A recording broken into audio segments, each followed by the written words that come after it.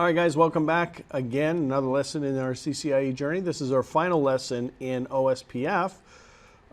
It's not actually a very challenging one, but still going to be very, very important specifically for the lab. We're going to be talking about actually two different topics today. I'm going to start with just kind of a basic overview of OSPF summarization, talk a little bit about what the limitations are within OSPF with regard to summarization. And then we're going to take a look at some of the configuration options. We're pretty much using the same topology in this case. The only thing is I've added a few networks here on router 2. Those are routes that are part of OSPF. So we're going to do a little bit of summarization on router 1 for those particular routes. And then we'll take a look at doing some ASBR summarization on router 3. And we're also going to take a look at some of the limitations of summarization within OSPF, take a look at some of the limitations that we have with regard to where we can summarize and how we can summarize, and how we can also utilize summarization to do some traffic engineering and so on. So pretty basic lesson here, but again, this will wrap up most of our OSPF discussion, and then we'll get into DMVPN on the next few lessons. All right? So we're going to chat about how summarization is different in OSPF versus Eigrp and BGP. Eigrp and BGP have kind of an arbitrary topology, if you will. We have a very specific topology in OSPF, a spine, leaf, spine, leaf, spine, leaf topology that we typically see with OSPF and ISIS. So we have to enforce specifically how OSPF builds the hierarchy and how that incorporates the information into the database. We did talk in some of our previous lessons about some of the scalability options that we had with OSPF, but that was primarily focused on performing scalability in the sense of creating special area types. So an NSSA, for example, which is what we have in Area 2, or a stub area or totally stubby area, etc. And that allows us to scale OSPF without the use of summaries. But now we're going to take a look at how we can scale OSPF with the use of summaries. We'll talk about internal summaries versus external summaries, what the difference is between those. We'll talk about what the summary discard route is, what you guys may have more often seen referred to as the null zero route that gets created. And like I said, we've really kind of identified one primary way of scaling OSPF, and that's to basically hide the details of the topology graph using those special area types. Remember, OSPF's job is to route packets to nodes in the graph, not to destination prefixes. So by utilizing special area types like stub or totally stubby or not so stubby, we can hide the details of the topology graph in that manner. All right. We can hide how the graph looks in other areas, etc. We talked about all that in some of our previous lessons. As the network grows, there is potentially a scalability limit, an upper scalability limit in OSPF. And we have to decide what methodology is going to be best for us to be able to kind of exceed that particular limit with just normal configurations by adding some special configurations to OSPF. When we're using areas, it doesn't actually summarize the information that goes into the routing table. We know that we get conversions of different LSA types, right? We get LSA type 1s that get converted to type 3s. But by default, we're not actually summarizing that information. It doesn't simplify the graph, and it doesn't, excuse me, let me rephrase. If I'm using special area types, definitely I can simplify the graph. But even special area types doesn't really affect the routing information base or the forwarding information base. We could still potentially see, especially for routes leaving an area. Let's say, for example, in this particular topology, I configure area 1 as a stub area or a totally stubby area or whatever it might be. That's going to affect how the prefixes come into the area, but it's not going to have any effect on how the prefixes leave the area. So as far as reducing the size of our routing information base or our forwarding information base, there is no effect on those routes being filtered leaving the area. So that's where summarization comes into play. We want to summarize those routes, the 10.8, the 10.9, 10.10, and so on, to reduce the number of NLRI, reduce the amount of NLRI information or the prefixes themselves, right? NLRI is the network layer reachability information. So there's a couple ways, like I said, is to, depending on what direction you're looking at, if I do special area types, we can certainly reduce the number of entries we might have in a routing table coming into the area, but certainly not going out of the area. So the whole point of summarization is to take these external routes, well, these aren't external in this particular case, just other routes that are part of the OSPF area, to take those routes and convert them from longer prefix lengths to a shorter prefix length, longer prefix lengths to a shorter prefix length so that we can represent all of those routes with one particular route. That's what's going to change the routing information base. That's what's going to allow us to change the forwarding information base. All right, so we're trying to take longer match routes and replace them with shorter matches, but we can only do this in specific places within the OSPF topology. Okay? The reason why, and it's not really that important for the exam, but you know, one of the definitions or one of the defined restraints within OSPF is that all of the devices in the area have to have the exact same link state database. Because of that rule, that basically implies that summarization cannot be performed at arbitrary points within the topology. It has to be configured at specific points in the hierarchy within the network.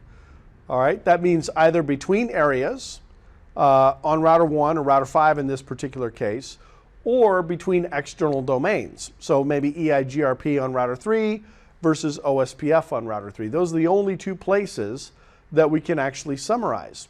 All right, which means that we're limited to doing summarization on ABRs and we're limited to doing summarization on ASBRs. Probably something you guys already knew from your CCNP experience and from your CCNA experience, but we're going to take a look at, you know, some of the other components of this in a little bit more detail than we typically would within CCNP. All right, Eigrp, BGP, like I said, those hierarchies are arbitrary, so we can summarize essentially wherever we want in the topology. With Eigrp, we simply summarize at the link level. We don't need to summarize at the process level. Unlike OSPF, where all the summaries are done at the process level and not at the link level. Because in OSPF and ISIS, yes, we do mention ISIS briefly, but even though it's not going to be on the exam, it's a link state protocol as well. We have a very specific hierarchy. It's called the spine and leaf topology, where every area 0 is the spine, if you will, and then all of the non-area 0 areas are the leaf nodes, or the leaf areas in this particular case.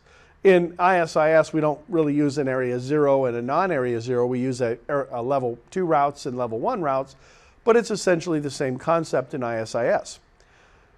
So there's basically only two types of summaries and two places that we can do it. We can do internal summaries, we can do external summaries, and we can only do them on ABRs or ASBRs within the topology.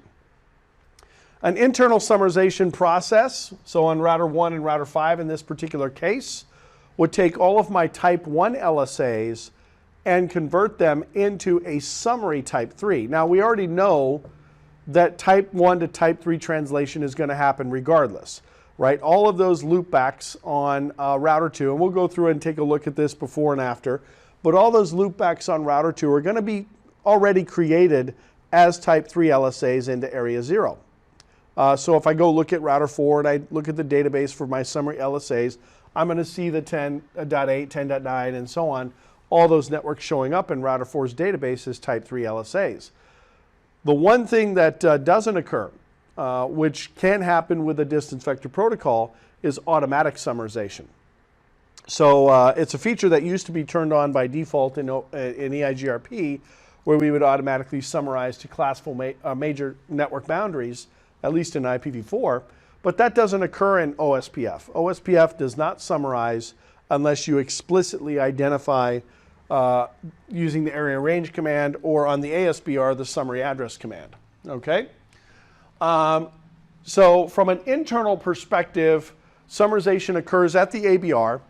We're going to configure our summarization at the ABR that's going to allow us to convert our type 1 LSAs into those type 3 LSAs.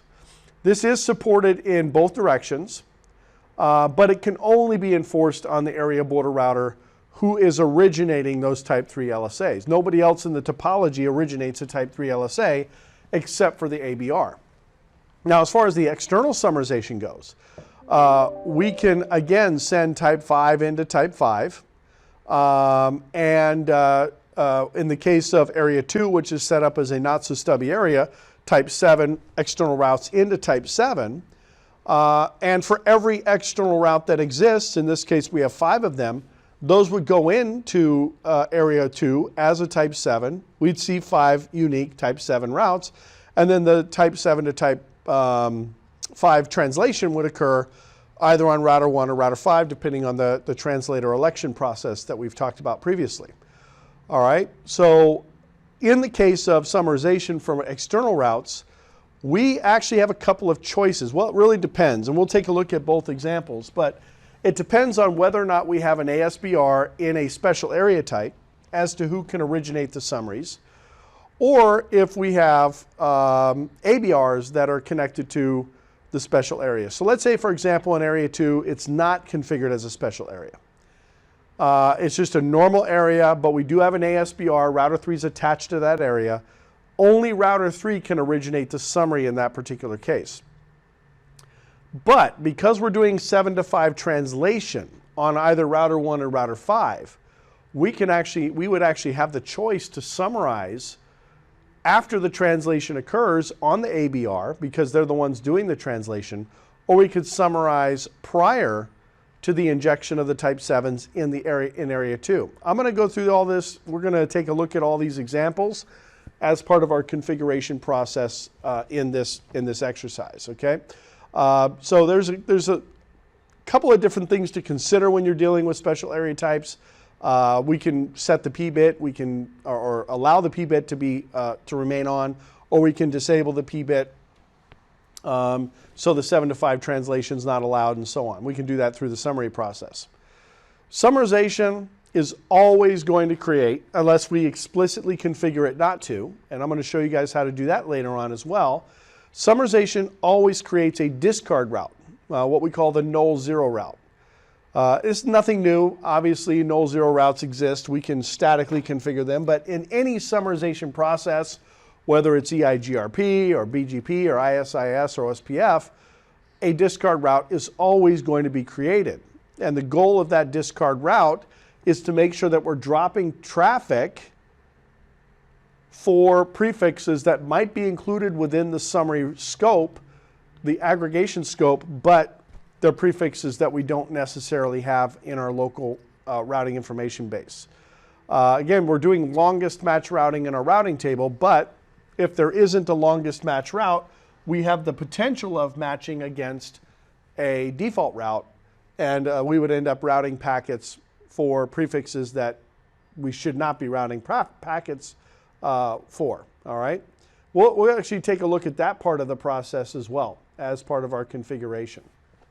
All right? If you are summarizing and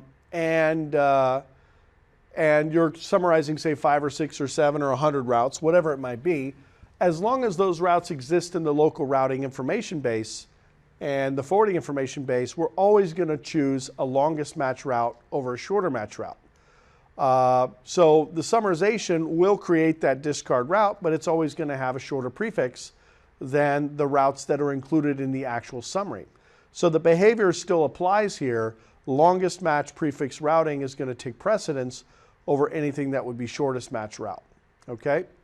The end result of creating this discard route, if you will, is to ensure that, that we're not going to fall back to a default route in the event that there isn't a longest match route match for a particular prefix, okay? This is actually in OSPF a behavior that we can turn off. There's a command that we can use in the global process called the no discard route command.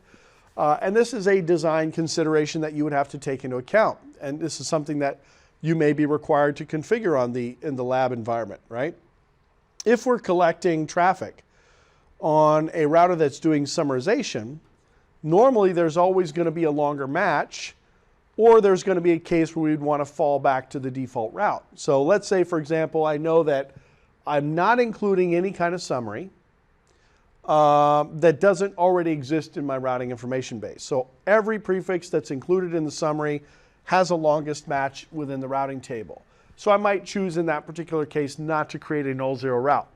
The other option is I may decide that I don't want to include a null zero route because I do want the recursion back to the default route in the event that the longest match route doesn't exist.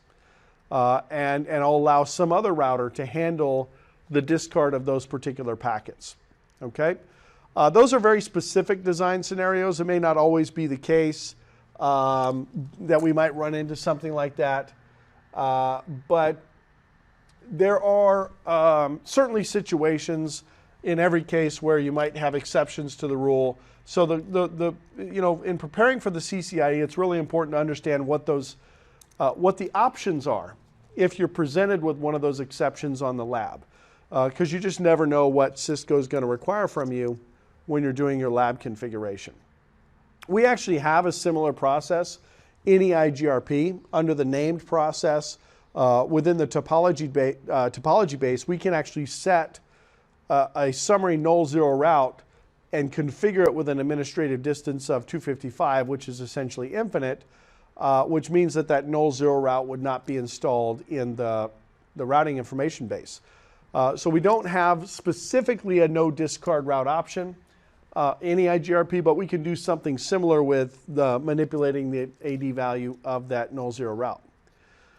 So again, looking at the topology here, it's a pretty straightforward concept. We're using essentially the same topology that we've been using over the past few lessons, with the exception that we're now adding some prefixes so that we can actually do the summarization, all right? If you're taking a look at the topology here, there's really only 3 routers that we have the option of performing any summarization on. Router 3 being an ASBR that's originating those external prefixes through a redistribution process in Eigrp and OSPF.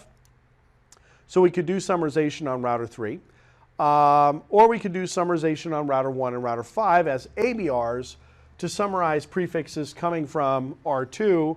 And actually in this particular case, because area 2 is an NSSA, we do actually have the ability to do a summary address command on router 1 and router 5, even though they're not ASBRs.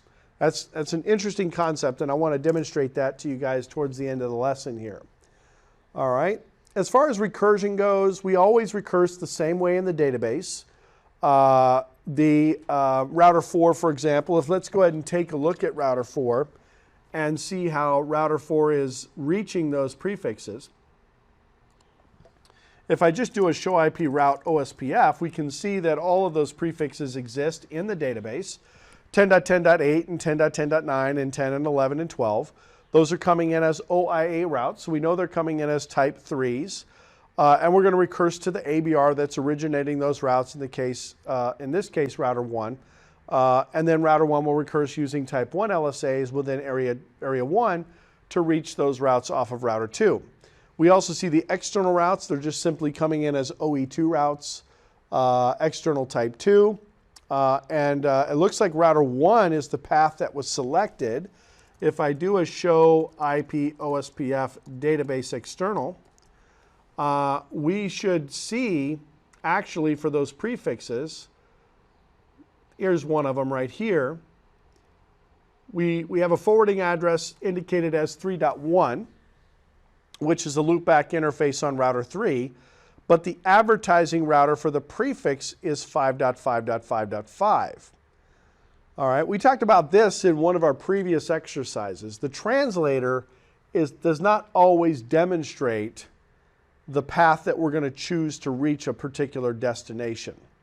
We know that the routing bit is set for this particular prefix. So router 5 is the one that's actually advertising the external prefixes. But Tim and Chris, you guys were involved in this conversation before. Actually, it was Ken and Tim, actually. Chris didn't get that one. But does that mean just because I'm learning about this external prefix from router 5 that that's the data plane path that I'm going to take to that external destination? The answer is no, right? How would I be able to identify what the data plane path is, other than using, say, a trace route? How would I be able to identify what the data plane path is for that external prefix based on the link state database? I need to see how I'm going to recurse to the forwarding address to this 3.1 subnet. Now, if I do a show IP OSPF database, I can see that the 3.0 subnet should be listed in my topology as a type 3 LSA. Remember, that's an external, it's not external LSA, it's an inter-area LSA that's coming from another area into area 0. So there's multiple steps in recursion here. I'm using the type 5 LSA to describe the external prefix, and that was a translated LSA because it was originally a type 7. Router 5 is acting as the translator for that particular domain. The reason router 5 is acting as the translator in this case is because it won the translator election process for area 2. Router 1 and router 5 can both act as translators for those external prefixes, but because router 5 has a higher router ID, it wins the translator election process for that area, and that's the router that's advertising the prefixes into area 0. But I don't recurse to that prefix based on who translates the prefix. I recurse to that prefix based on the forwarding address for that external LSA. All right, now if this was a type 5 LSA, a natural type 5 LSA, as opposed to a translated one, that would be a different discussion, right? Because the forwarding address would be just simply quad zeros to indicate that I am basically your next hop for that particular destination. So I'm using this type 3 LSA to identify reachability to that forwarding address, but now the question is, how do I recurse to the 192.168.3.0 subnet? And what I have to identify is both router 5 and router 1 are advertising that 3.0 subnet as a type 3 LSA. Now I have to identify how I'm going to reach those border routers. So if I do a show IP OSPF border routers, I can see there's a cost here associated with router 1. There's a cost here associated with router 5 to reach the border routers. Router 1 and router 5 are acting as border routers in this particular case. So it's an equal cost from that perspective. So now what I have to look at, show IP route 192.168.3.0, I have to look at the metric, right? Not the seed metric, the route metric, right? And that's going to indicate how much it's actually going to cost me to get to that destination.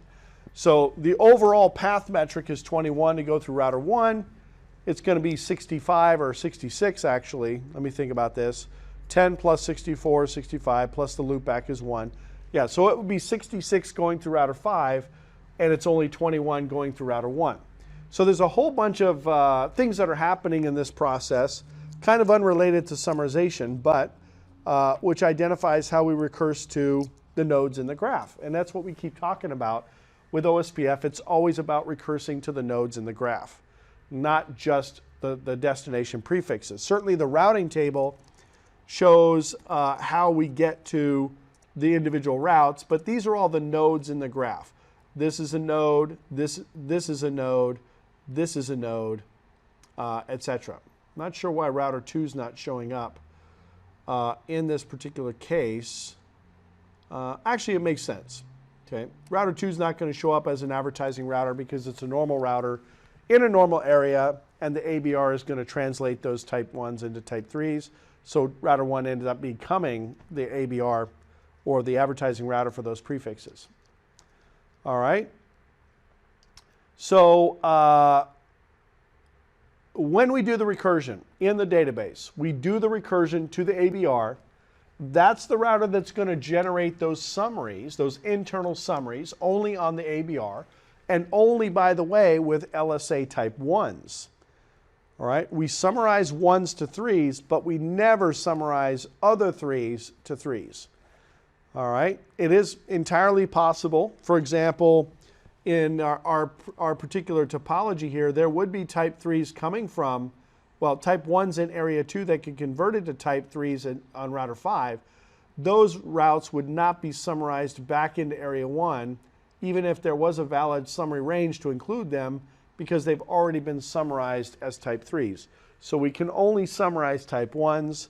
We can never summarize type 3s into type 3s. Okay? External routes in this particular case are going to come in as a type 7.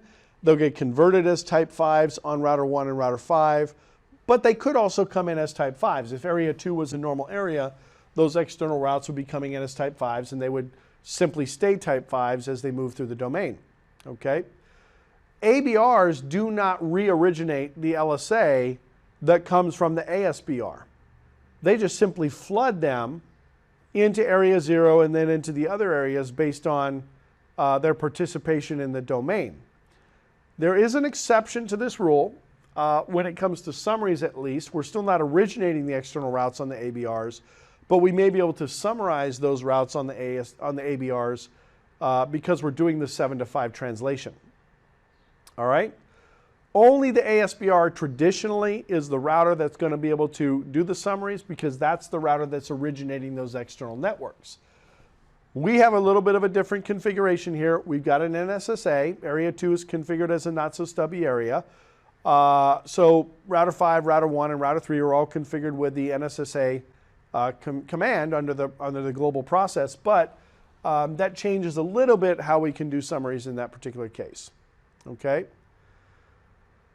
This is essentially the major difference between OSPF and these other IGP routing protocols, or even BGP as an EGP routing protocol, is where we can actually perform the summarization.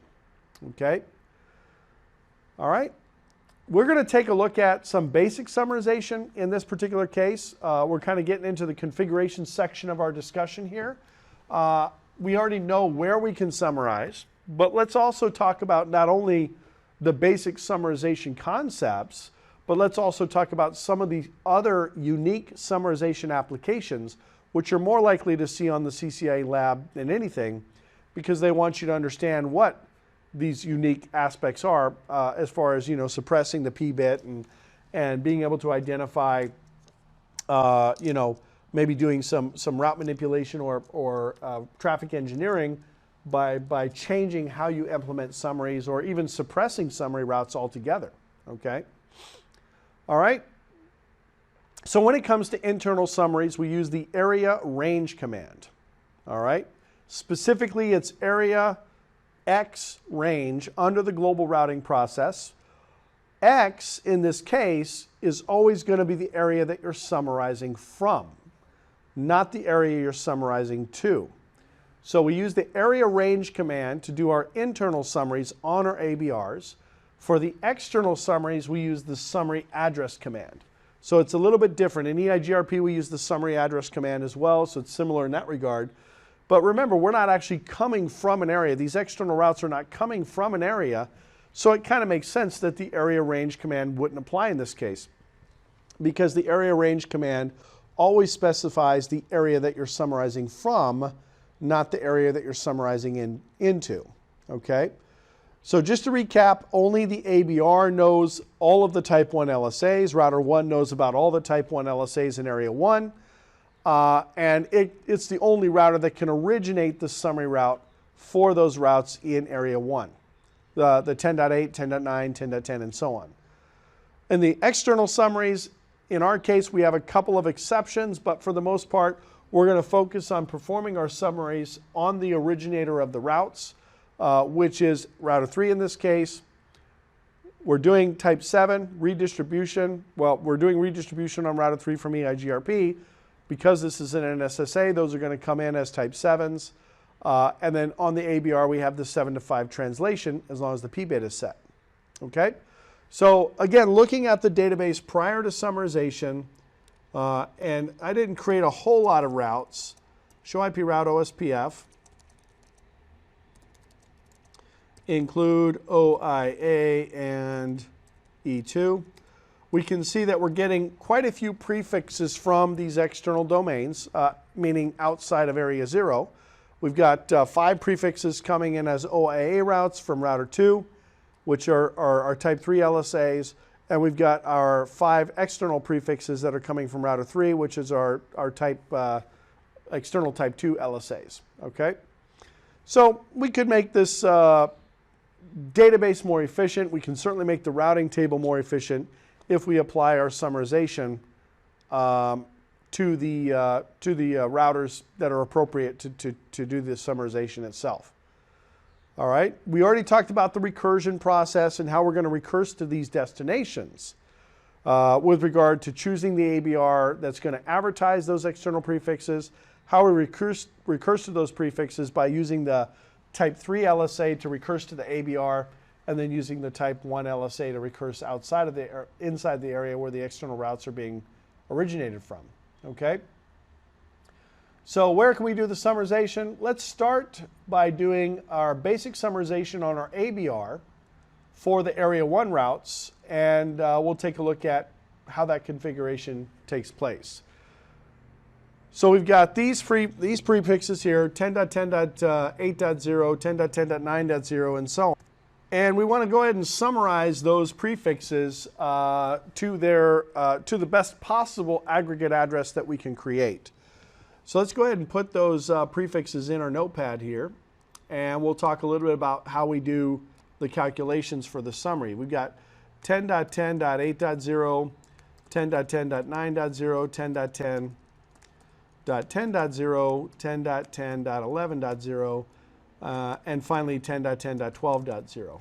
Now clearly in this case, we can see that we have pretty much some commonalities between these prefixes in the first 2 octets. And summarization is always about trying to identify the common bit patterns for each of the prefixes that we're trying to aggregate. This would apply in IPv6 as well.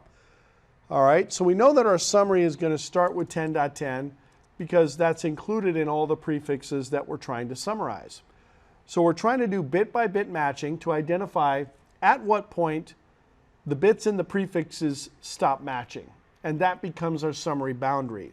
So 8 is 00001000, 9 is 00010001, 10 is 0001010, 11 is 000111, and 12 is 00001100.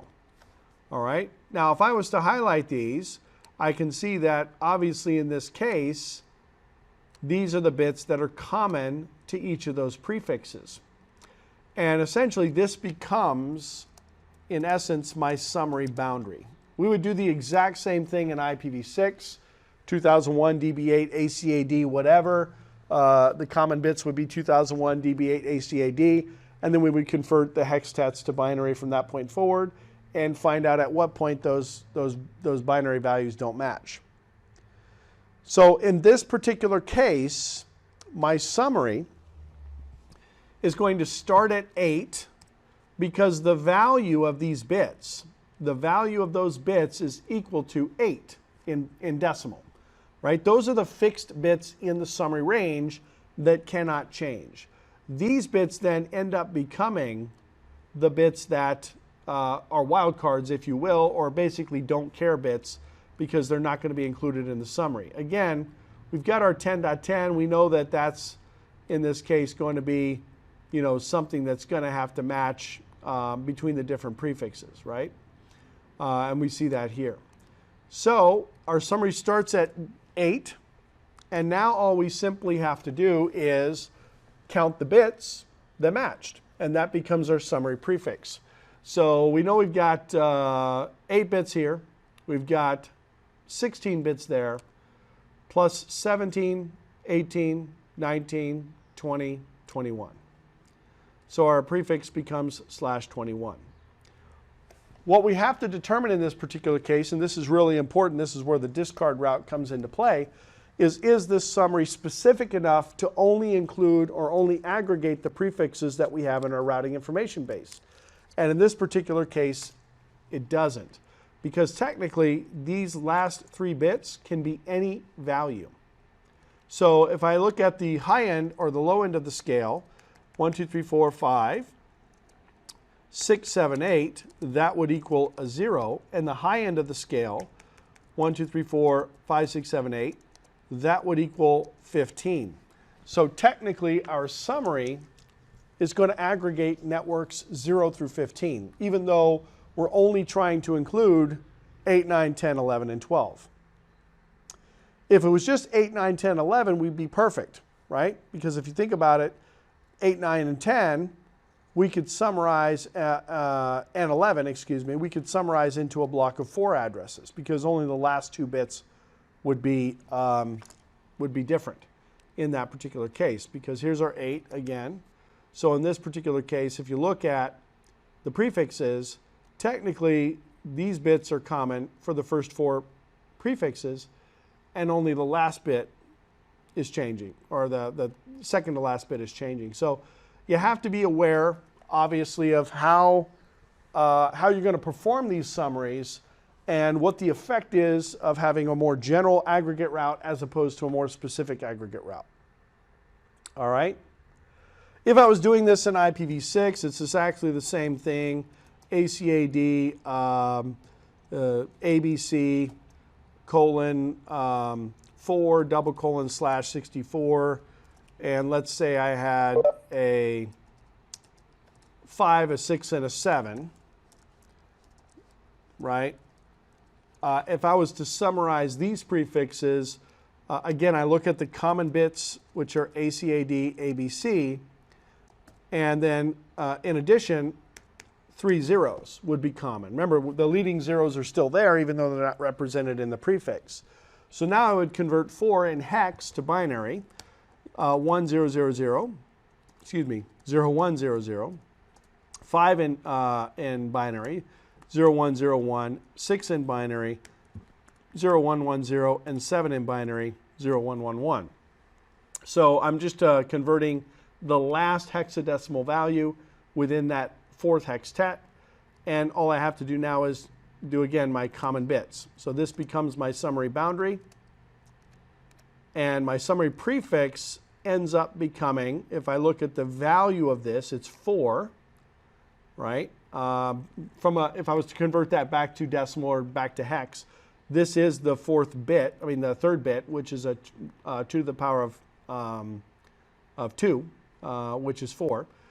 My summary would be 4, double colon, slash, basically 62 minus 2, or 64 minus 2, right? Because technically this represents the 4th hextet in the v6 address, so the last 2 bits are wildcards, or we don't care, which means that 62 would be my summary prefix.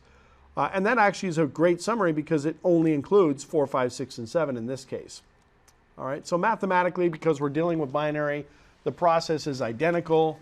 We don't really have to worry too much about changing our methodology when we're creating our summaries in IPv6. We don't have any IPv6 prefixes in this topology, so we're not going to do that in this case. But you get the idea. All right, you'll see that a lot with IPv6 actually, where the concepts kind of carry over pretty simply. All right, so we've identified that this is now going to be our summary to include networks 8, 9, 10, 11, and 12. Now we have to identify where that's going to occur. So looking at our topology here, we know those routes originate in area 1. But because they're internal to OSPF, router 2 cannot generate those summaries, because that means that router 2's link state database would end up being different than router 1's link state database for the same area. So router 1 is actually the only place where I can originate a summary or aggregate network or aggregate address, if you will, for those prefixes. So let's go into area 1 or router 1, and let's go ahead and set up that summary. Config T router OSPF 1, Again, under the global process, area 1. All right, now we're specifying in this case the area that we're summarizing from, not the area we're summarizing to. So automatically, whoever's generating these type 3 summary LSAs, they are going to essentially originate that summary, that aggregate route, into any area that they're attached to. Router 1 would actually originate that summary into area 0, but it would also put it into area 2 as well. In this case, we're not going to because area 2 is a special area type, but we could see that go into area 2 as well. All right. All right. So we use the area range command, and then we just simply specify our prefix 10.10.8.0, and we have the option of specifying the subnet mask, but only in dotted decimal format.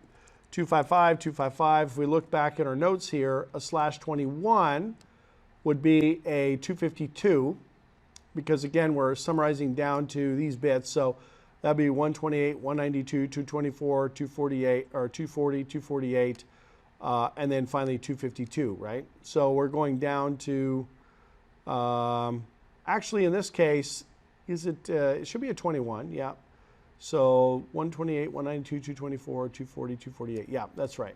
So we're going to summarize to a /21. 16 plus 5. 16 plus 4 would be a /20. But again, this 5th bit is common to all the prefixes. All right. So we need to go down to a 252. And that's it. Now, router 3 is originating a type 3 LSA, but it's represented as an aggregate route to those prefixes. So if I go to router 4 and I do a show IP OSPF database summary, we can see now that those prefixes should be coming in. Oh, it came in as a 22. That's because I counted wrong. Let me try that again.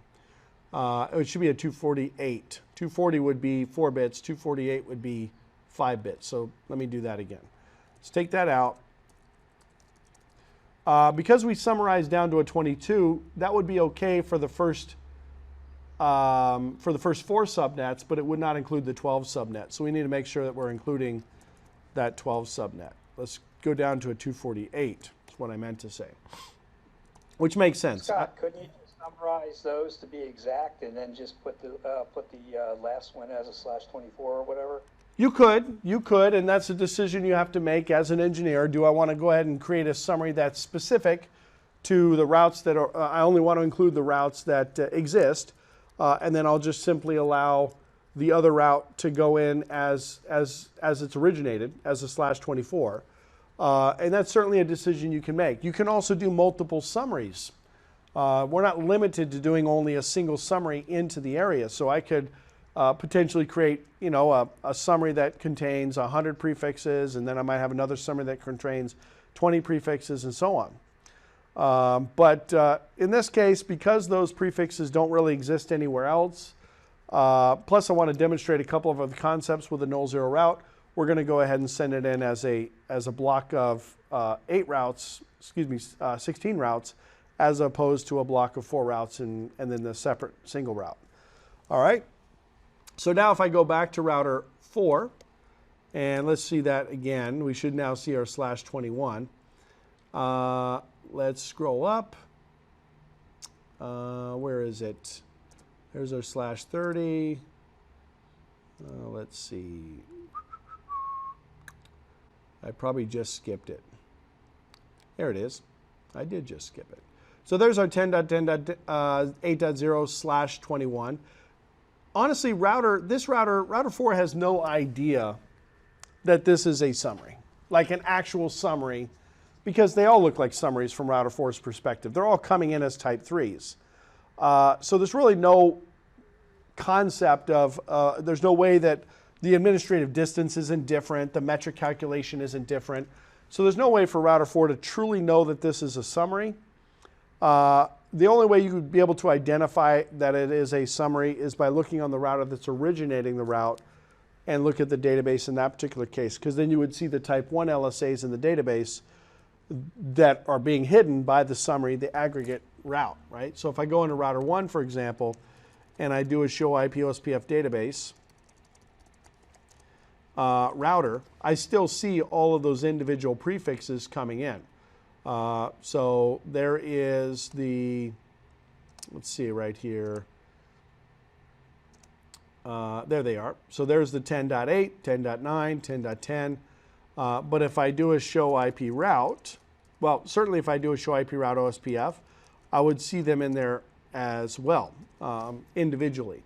So they're coming in as O routes, but the one thing that you'll see now is this discard route that got created automatically because the summarization was occurring, okay?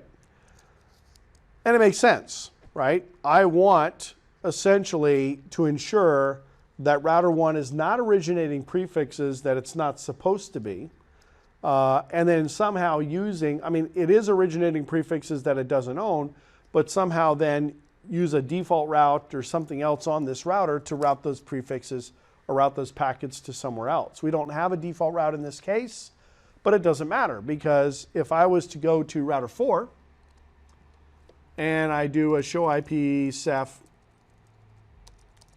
for 10.10.8.4, I can see that it's going to match that 21 prefix. But if I do a 15.4, I can also see it's going to match that 21 prefix, even though the 15 network doesn't really exist. Now, if I do the same thing on router 1, do show IP Ceph 10.10.8.4, we match the route that goes to router 2. If I do a 15.4, we're going to match the null 0 route, which means that that packet would be discarded at router 1. Now, I might decide that I don't want that behavior. I might decide that I don't want router 1 discarding routes. I'd rather let the originator of those prefixes decide what to do, so I can send those invalid packets, if you will, over to router 2, and then router 2 can decide what it's going to do with those packets.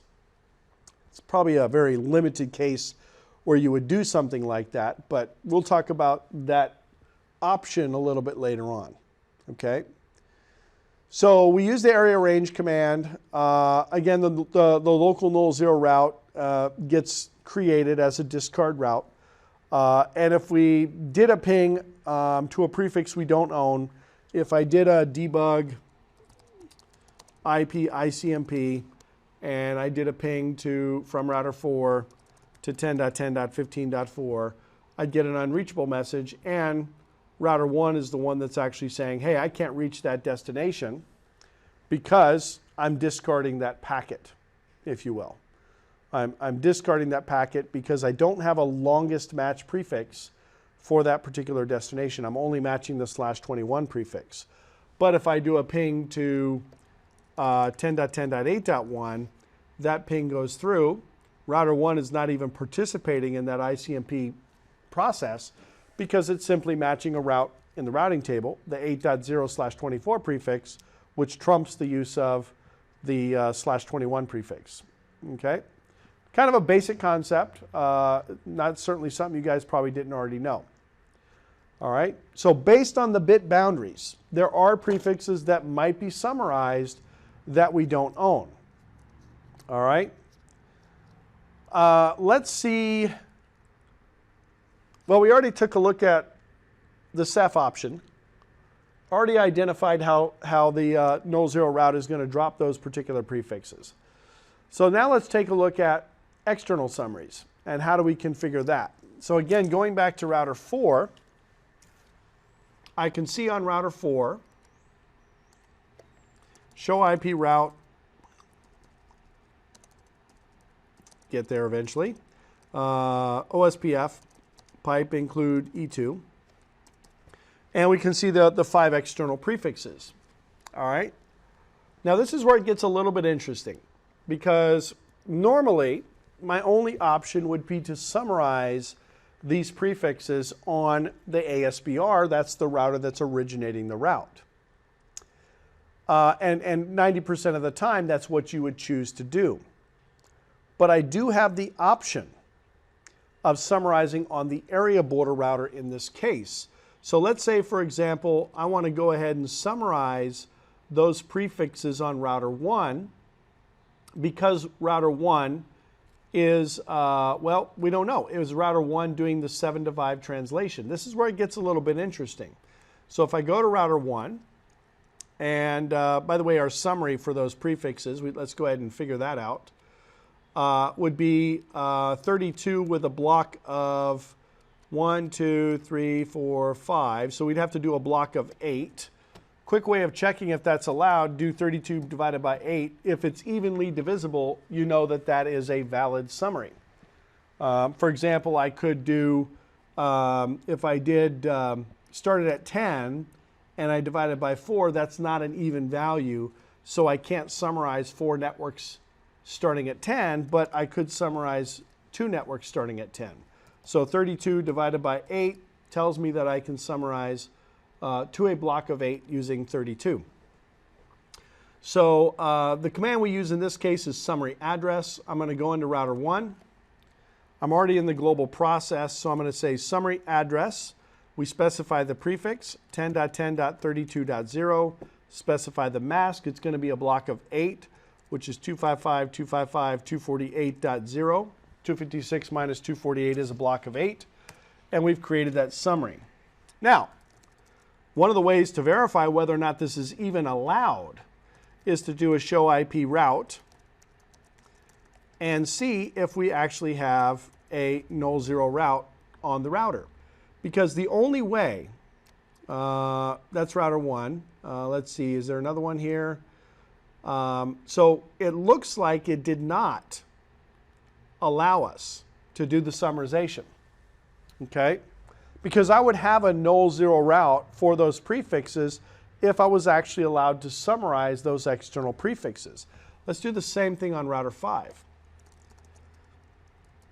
Router OSPF 1, summary address 10.10.32.0, 255.255.248.0, and see what happens in this case. Do a show IP route. Do we have a null zero route in this case for those prefixes?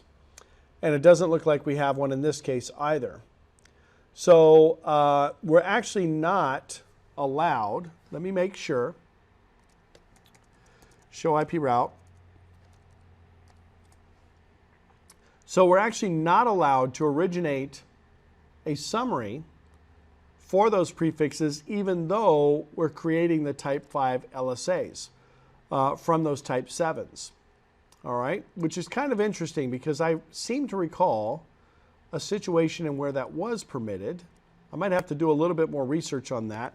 Let me do a show IP OSPF database summary and see if it's actually showing up in the database as a summary into area 0. Let's see, 13, 13, 131, 131, 2, 10.8. That's the one coming from area 1, but I don't see the 32.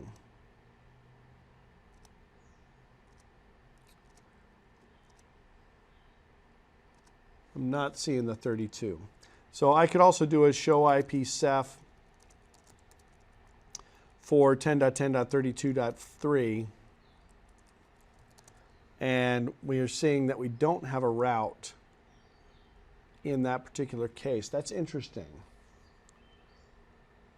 Make sure I'm doing the right prefixes. I thought I was doing those.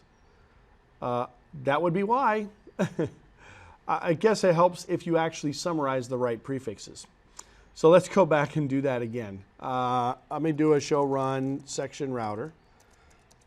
I should have just made them 10.10. That would have been easier. So let's take out our summary again.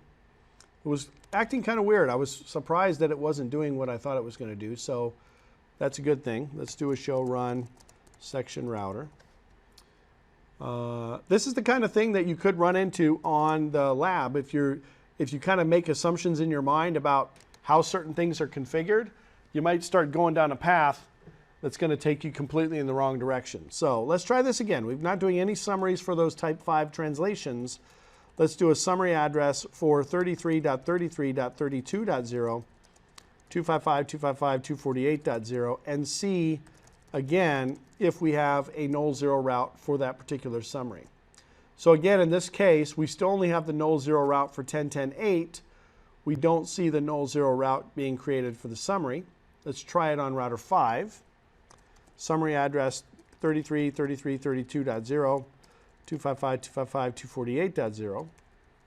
Do show IP route and see if we see a null zero route here. And in fact, we do, which is exactly what I expected to happen. Now, why was it created on router 5, but it was not created on router 1? Any thoughts?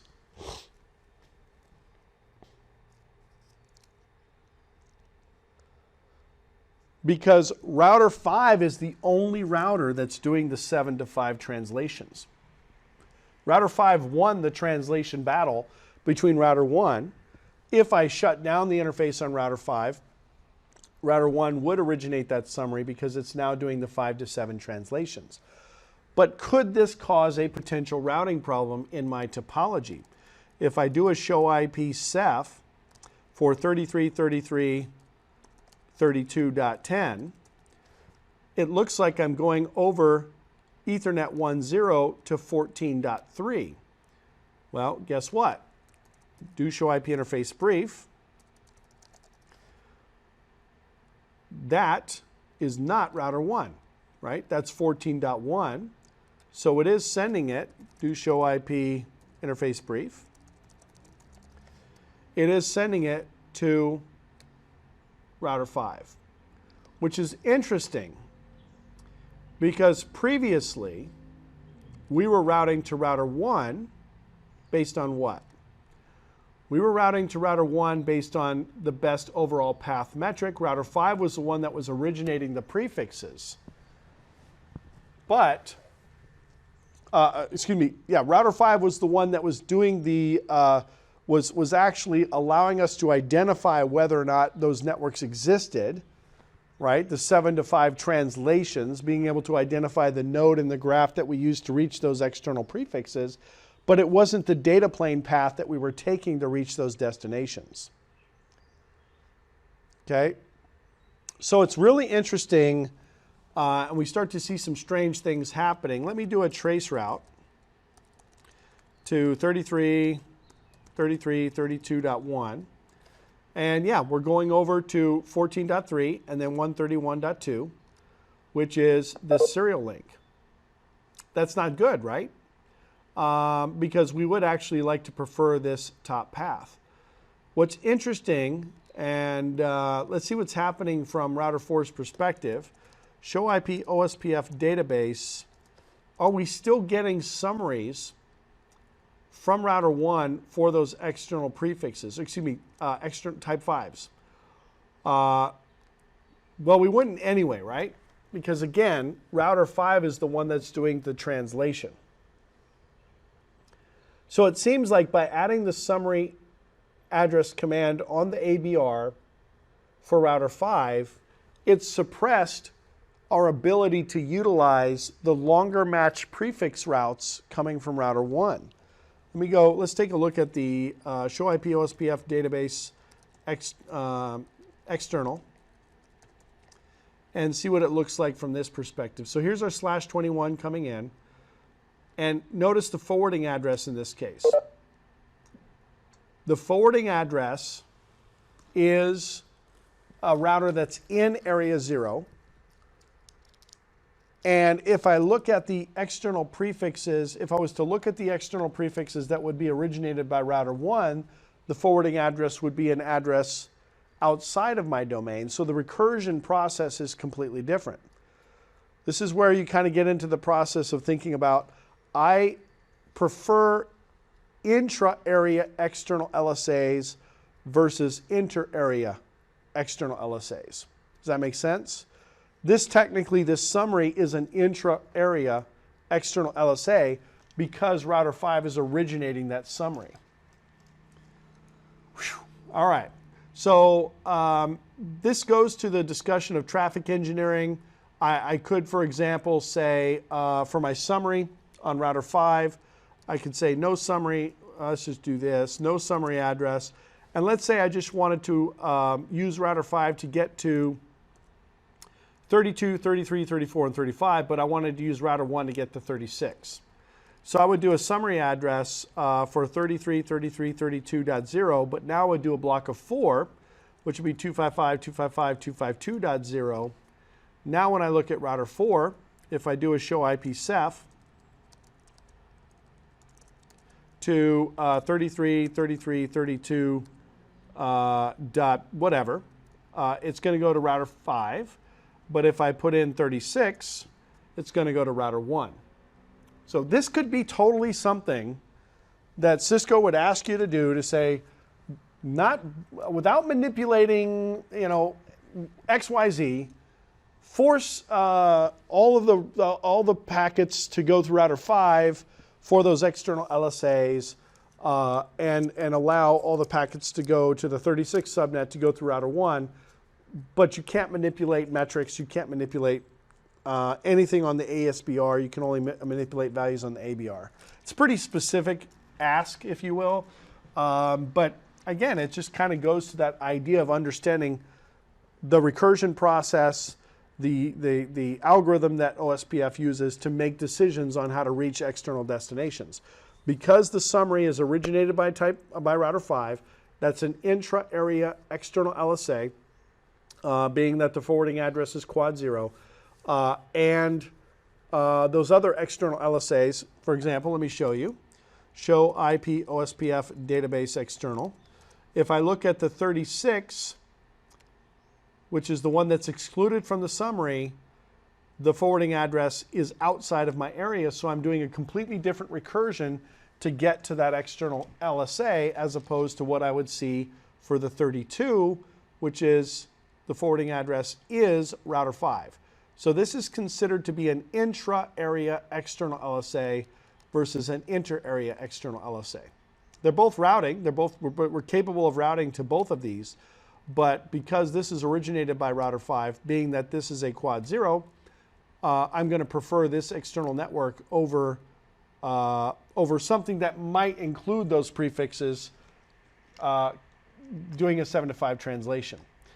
Now, this would be a completely different scenario if it wasn't an NSSA, because they would come in as type 5s and they would stay type 5s even when they're being translated at the ABR. All right, let's go ahead and remove that for now. And what we'll do is, actually, let's remove it. We still have it on router 1. Let's see if that affects our reachability. Show IP route OSPF. So again, in router 1, this is another little caveat. You might be asked if to look at a config and say, do show run section router. They might say, for example, we have a summary configured on router 1, but router 1's not originating the summary. Why not? Because it's not doing the 7 to 5 translation. It didn't win the 7 to 5 translation battle between router 1 and router 5.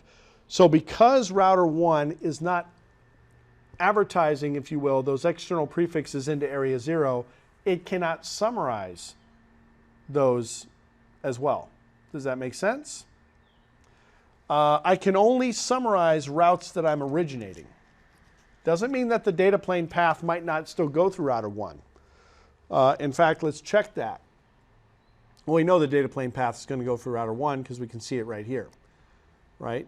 So, but the summary, it's interesting concept. The data plane path takes the path through router 1, but because it's not the translator, it can't originate the summary. All right. So let's go back to router 1. Let's go ahead and remove that command, and we're going to do the summary on the ASBR, which is router 3. So config T, router OSPF 1, summary address 33, 33, 32.0, and we'll summarize them all, 248.0. Okay?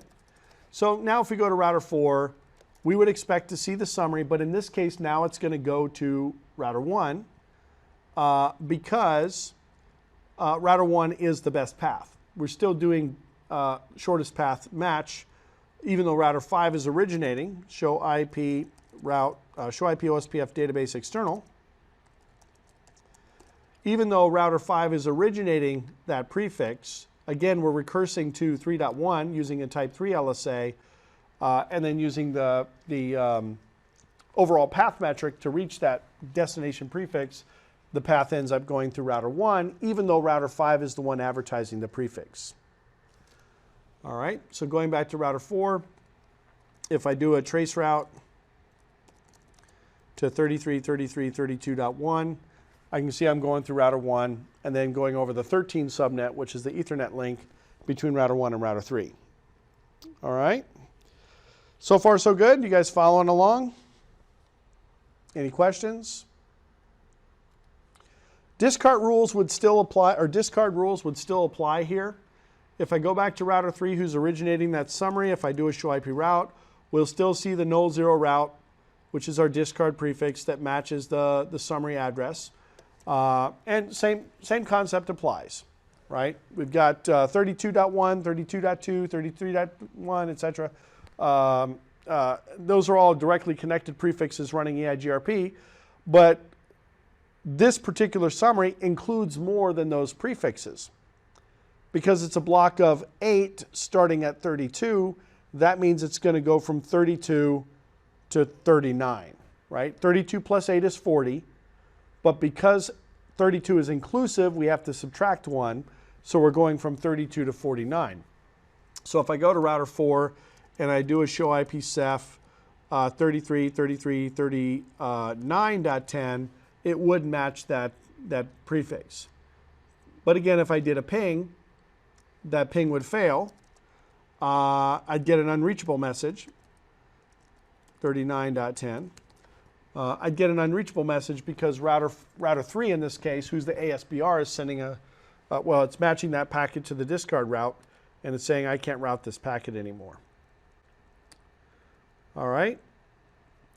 So we looked at how we resolved the tree for these external prefixes.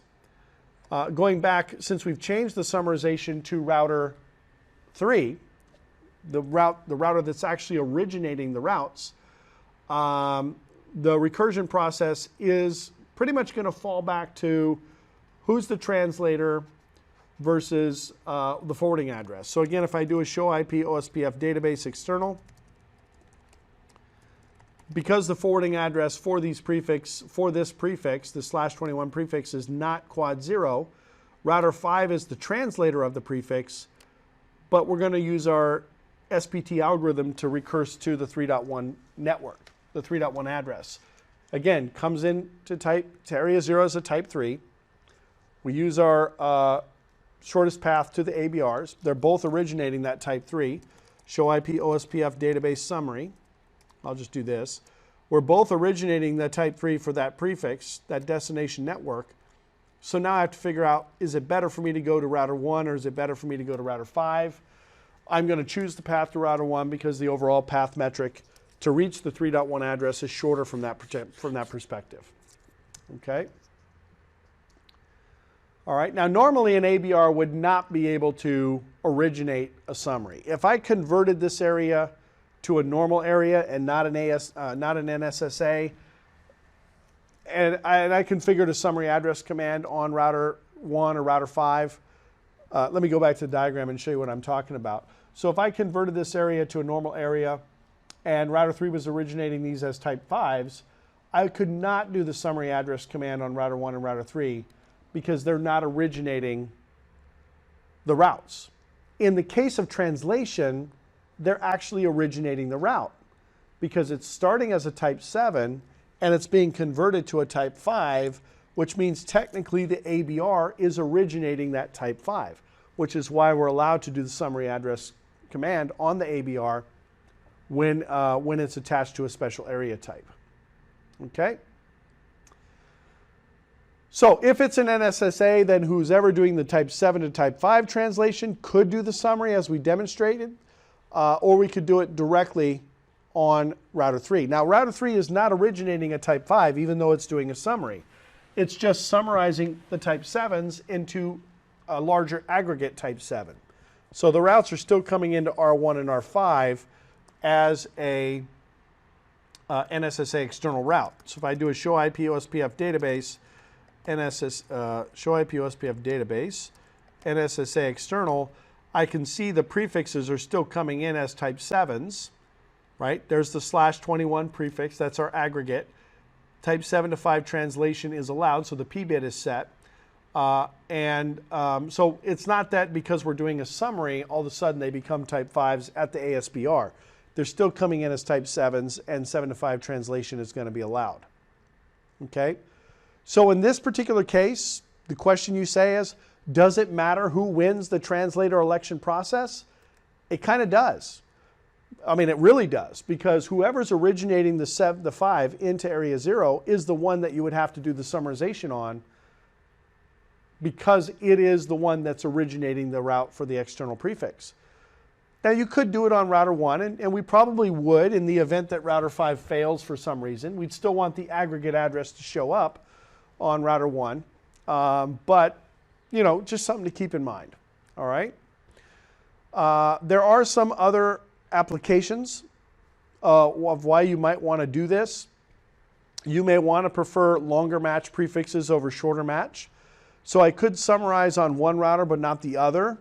And we could see kind of how those routes would come in.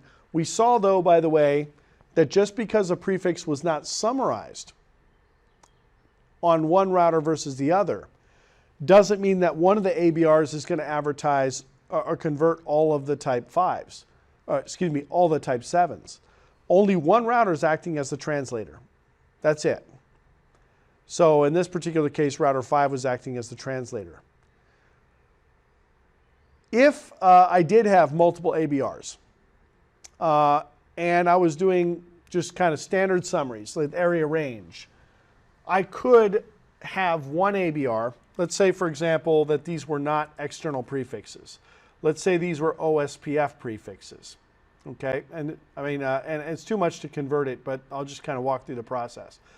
I could summarize on router 5 those external prefixes, and if I didn't summarize on router 1, we would most likely end up taking the path to router 1 because we'd still be doing longest match routing. In the case of type 1s to type 3s, just because one router is generating a summary type 3 for a prefix doesn't mean that the other router can send in those routes as regular type 3s that aren't summarized. So let's say, for example, all of these prefixes were OSPF. And on router 1, I summarized 32, 33, 34, and 35. So in the case of router 1, I would have a longest match route for, shortest match route for 32, 33, 34, and 35. And you would think, okay, because that summary is coming in, I would choose that path over the bottom path. But in this case, it would be the opposite effect, because router 5 would be advertising the prefixes as /24s, and I would use router 5 to reach 32, 33, 34, 35, because I would have a longer match in this case, but then I would use the metric to reach 36, being shortest path based on cost, to reach 36 through router 1. Does that make sense? So router 1 would be originating 32/21, actually a 22, 32/22, which is going to be a shorter match to 32, 33, 34, and 35/24, which router 5 would be originating. So in that case, I would be forcing the traffic to go through router 5 in this case. Hopefully that makes sense. If that doesn't, let me know. I'll draw it in paint or something. All right? There's all kinds of things that you can do with these summaries based on where you apply them and how you apply them. All right? We can also use summaries for network filtering. All right? This is effectively like saying, I'm going to go ahead and turn off, well, I'll talk about the actual NSSA scope in a minute, using the NSSA only option with summary addresses. But I could come in and I could say, let's say, for example, I'm on router 1, and I want to summarize, I want route network 12 to go into area 0, but I don't want network 8, 9, 10, and 11 to go into area 0. Okay? One of the advanced options that we have on router 1, if I do a show run, section router, we're going to go ahead and take out, we'll go ahead and take out the summary that we have on this router right now for area 1. Config T, router OSPF 1, no area 1 range. And it's really simple. I could just simply say area 1 range, 10.10.8.0, 255.255.252.0, which is a block of 4, not advertise, right? And essentially what I've done in that case is now I've said, let's go ahead and create a summary, but let's suppress the advertisement of this type 3 into area 0. So now if I go into router 4, show IP route, pipe include 10.10, I can see the only route that I'm getting is the 12 route. So it's another way of applying kind of traffic engineering, if you will, or a way of manipulating routing without using like a distribute list or some other filtering option that we might have between peers in the network. So the 8, the 9, the 10, and the 11 subnet are reachable within area 1, but they're not going to be reachable outside of the area simply because I did the not advertise option on the summary. We could do that on the ASBR, by the way, as well. Just add the not advertise option to the summary address command. Basically the same as doing a distribute list filter between peers. All right.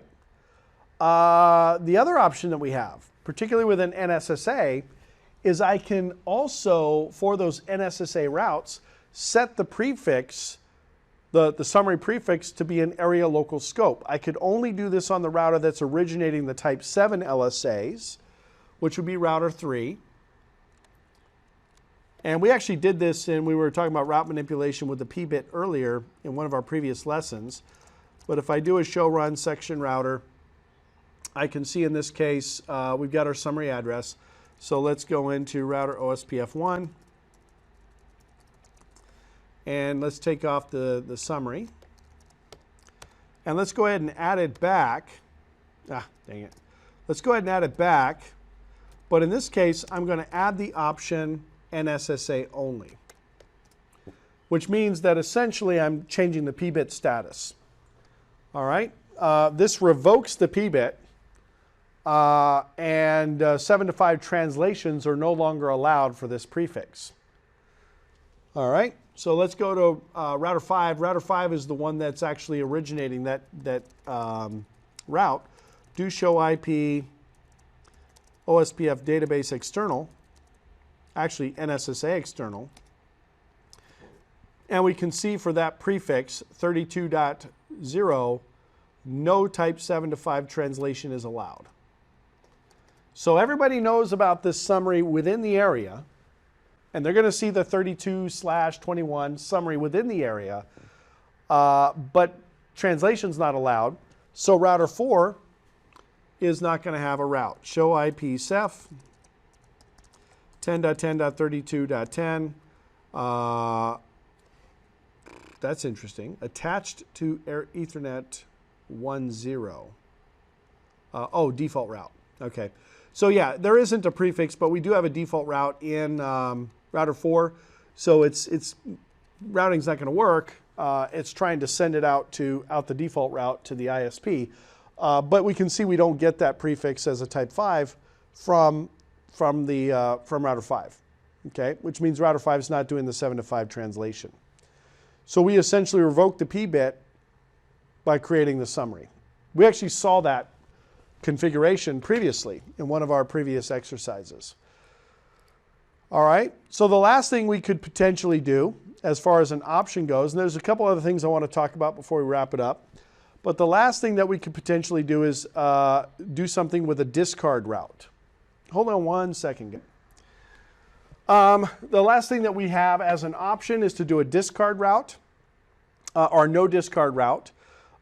It's a pretty simple concept. Under the global process, let's say, for example, I did not want to generate a discard route.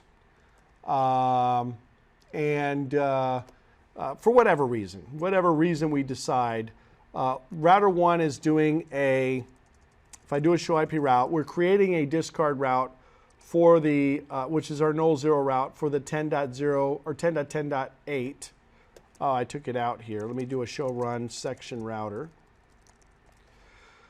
Area 1 range, not advertised. Okay, let's take that part out because that changes we're not advertising it, so there's no reason to create a null zero route. Router OSPF 1, no. And let's just do an area 1 range 10.10.8.0. So we're now generating, we'll do a 248.0 back into router 4, and we should see that route in here as a /21. We do see that right here as a /21. And again, on router 1, if I do a show IP route, I should see the null zero route. So I have this option of doing a no discard route. Really simple concept. There's really not any option other than suppressing the null zero route if it's an internal summary versus an external summary, which means now if I do a show IP route, I will not see that null zero route in this case. It's a really simple concept, right? Whether or not you want to use this feature is entirely up to you, and it's case specific, right? It's case specific. But that would apply to any summary that's being generated by this router, by the way. We don't have an option on the area 1 range command. Let me just put in some specific. We do not have an option on the area range command to apply the no discard route to a specific summary. It's either a feature that's on or off on the router. So in this case, if we didn't have a default route, the packet would be discarded anyway. If we did have a default route, the packet that didn't match a prefix based on longest match would simply go into the go to the default route. Okay.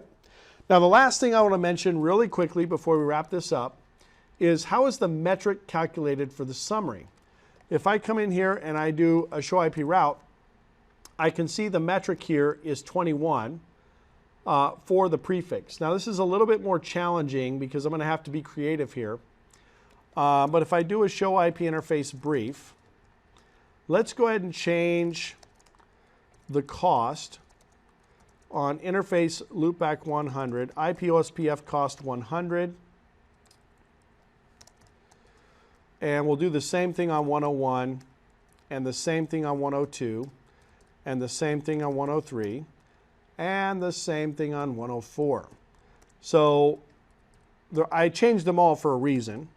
I'll show you why in a minute. But I've changed the cost essentially for all of those loopbacks. So if I go to router 4, and I include 10.10.8, try that one more time. Sorry about that. I can see now that the cost is incremented by 100, right? So this cost is clearly being affected, the summary route cost is clearly being affected by the cost of the routes that are included in the summary. The question is, how is it calculated? Well, watch. If I go into interface loopback 100 and I say IP OSPF cost 50, you will notice on router 4 that the cost has been decremented by 50. There it goes. So, in a nutshell, the seed metric or the cost for a summary route is always based on the best cost for all the routes that are included within the summary. Okay? These are for type 3s to type 1, or type 1s to type 3s. So as long as the route that's included in the summary is valid, then the cost would never change, even if other networks within that summary range go away. All right, does that make sense? Now for external routes, it's a little bit different because it depends on whether you're using a type 1 or a type 2 external route. Obviously type 2, the seed metric is whatever you decide, and that's what stays throughout the path. But if we send it in as a type 1, we're still trying to determine what the seed metric is, but we're not really converting, we're not taking the metric from the external routes and including that as our seed metric. It's just simply a value that gets set within OSPF in the redistribution process. All right.